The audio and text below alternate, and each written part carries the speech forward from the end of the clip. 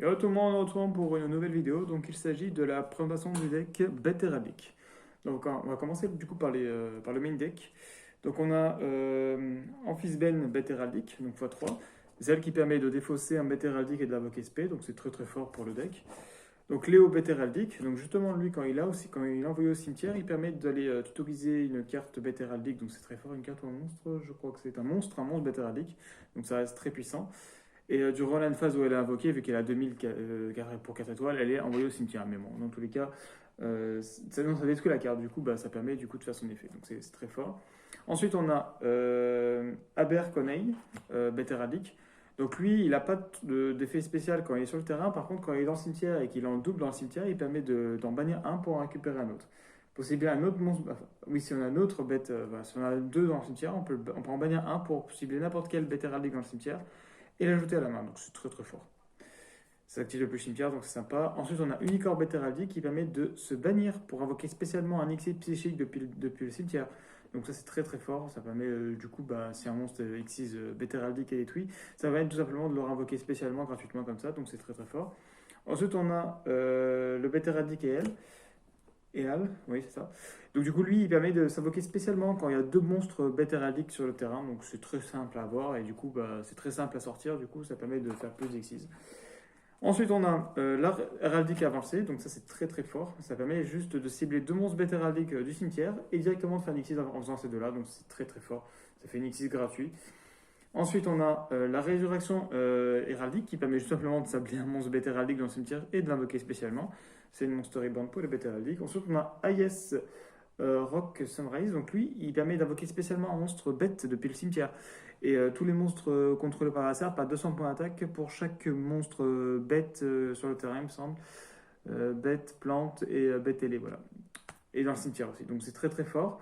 Et en plus, la moitié des bêtes héraldiques monstres sont des. Enfin, oui, la moitié, je crois, parce que l'autre moitié est dragon, sont des bêtes. Donc, du coup, c'est très très puissant.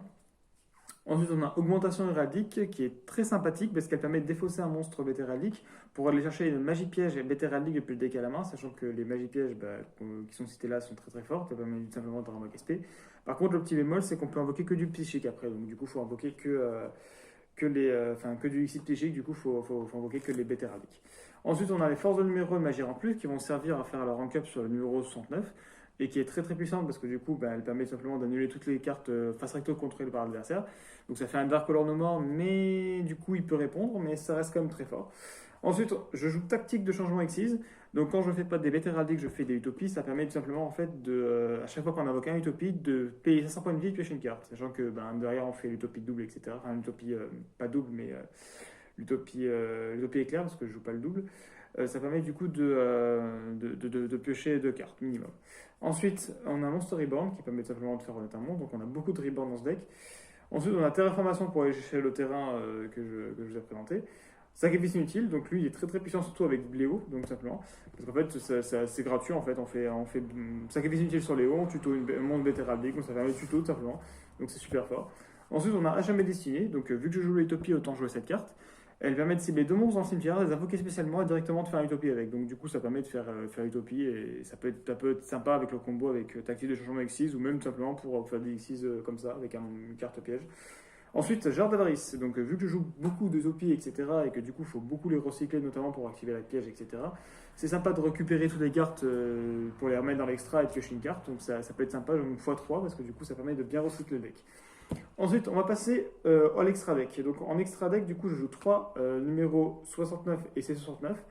Donc c'est toujours sympa de les sortir, surtout qu'en plus c'est des exils psychiques, donc elles peuvent être invoquées par Unicorn, et en plus elles peuvent être aussi invoquées quand on active l'effet du terrain, donc ça permet de faire des cibles, et en même temps ça fait des très grosses cibles, sachant que la rank up est très forte, elle a 4000 et elle a des bons effets.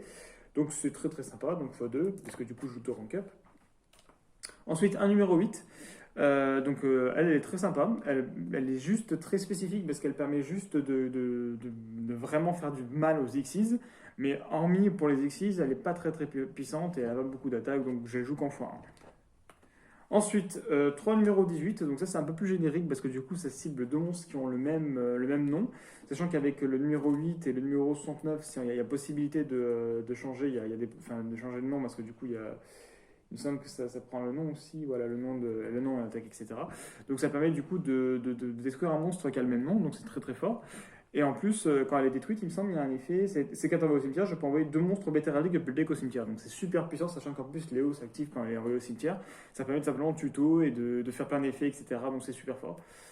Ensuite, évidemment, je joue 3 utopies ainsi que 3 utopies d'éclair. Donc ça permet simplement de faire utopie et dessus utopie éclair qui passe à 5000. Ensuite, un dégusto émerald, pareil, la même utilité que pour la jarre d'avarice, elle permet tout simplement de recycler le cimetière donc, et de piocher une carte, donc c'est toujours sympa. Donc voilà, donc j'espère que la vidéo vous a plu, donc je vous invite à aller voir mes autres vidéos et à vous abonner, et à la prochaine pour une autre vidéo.